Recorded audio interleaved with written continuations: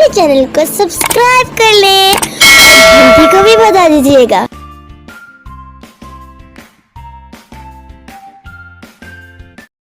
बिस्मिल्लाहिर्रहमानिर्रहीम। अस्सलाम वालेकुम व्यूअर्स, उम्मीद है आप लोग खैरियत से होंगे और ईमान की बेहतरीन हालत में होंगे। आज मैं आपको चाट मसाला की रेसिपी देने लगी हूँ। बहुत आसान तरीका है इसको बनाने का और बहुत ही कम चीज़ों से ये तैयार हो जाता है और बहुत सारी मिकदार में तैयार होता है और बहुत ही मज़ेदार होता है। इसको बनाने की चीज़ें हमें चाहिए वो ये हैं।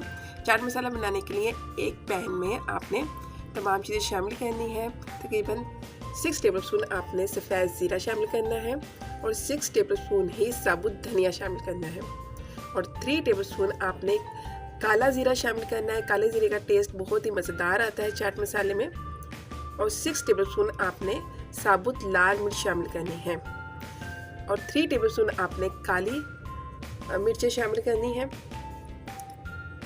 अब इन चीज़ों को आपने रोस्ट करना है, यानी कि हल्के फ्लेम पे आपने इनको भूनना है। बहुत हल्की आंच पे इनको भूनिएगा। अगर आपने तेज़ फ्लेम पे भूना तो ये जल जाएंगे। तकरीबन 5 मिनट तक आप इनको भूनेंगे तो ये बिल्कुल रेडी हो जाएगा। इसमें से खुशबू आने लगेगी।